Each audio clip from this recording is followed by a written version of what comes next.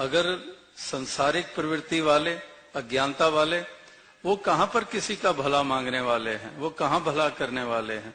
वो तो अपनों का भी लिहाज नहीं करते, वो तो अपनों को भी लूटने में लगे रहते हैं, अपनों को भी दबाने और दुत्कारने में लगे रहते हैं। तो कहां पर भला, कहां पर किसी के भले की कामनाएं, और भला करना तो दूर की बात है।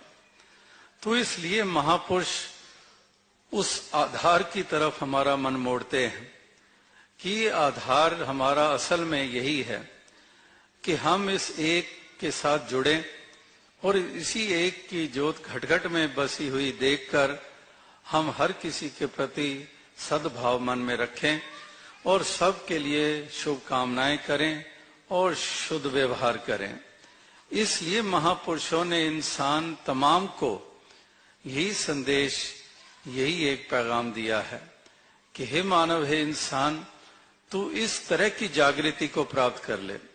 दुनिया की तरफ तो जागृतियां हैं, कमाई कैसे करनी है, कामयाबियां कैसे हासिल करनी है, करियर वाइज, एजुकेशन वाइज, और चीजों की तरफ तो बहुत जागरूक है, उस तरफ तो जागृति है। लेकिन जिस जागृति से लोक और परलोक संवरना है, उधर तो अभी जागृति हुई नहीं है। अभी तो वहां अंधकार छाया हुआ है, अभी तो गफलत की नींद में सोया हुआ है, वो अभी उठा ही नहीं है, जागा ही नहीं है, वो अभी जीवन में सवेरा हुआ ही नहीं है, अभी भी अंधकार ढोए चले जा रहा है। चाहे जितनी मर्जी प्रगतियां कर ली हों, जितना मर्जी अचीव कर लिया हो, वर्ल्डली अचीवमेंट्स, लेकिन अगर बेसिकली वो जागृति नहीं मिली है कि वाकई ही इंसान का वो जागना, एक सत्य की तरफ जागना, एक ज्ञान की तरफ जागना, एक मानवता की तरफ जागना, एक खलूस प्रेम भाईचारे की तरफ जागना, वो अगर जागना हो जाए तो फिर इंसान का लोक और परलोक ये दोनों ही संवर जाते हैं। तो इसीलिए महापुरुष संत जन इंसान को यही कहते हैं कि उठ जाग कुराड़े मार नहीं, ये सौण तेरे दरकार नहीं। कि कहाँ गाफल हुआ सोया हुआ है तो बंदे तू जाग जा, और जागेगा तो पा लेगा, और अगर सोया रहेगा तो खो बैठेगा। ये जीवन रूपी पूंजी, ये श्वासों रूपी पूंजी भी पल पल छिन छिन हाथों से जा रही है। तो जो सोवत है सो खोवत है, जो जागत है सो पावत है। जो सोए रहते हैं वो गंवा बैठते हैं, वो लुट जाते हैं। एक सारी ये सांसों की पूंजी व्यर्थ चली जाती है। किसी की पूंजी, किसी का सरमाया इस तरह से इस्तेमाल हो कि कौड़ी हाथ ना लगे, तो हम कहते हैं कि बस घाटा ही घाटा हो गया है।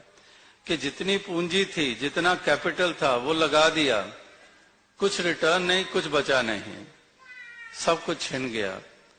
तो श्वास रूपी पूंजी कितनी महत्ता रखती है, इस श्वासों रूपी पूंजी की कितनी कीमत है।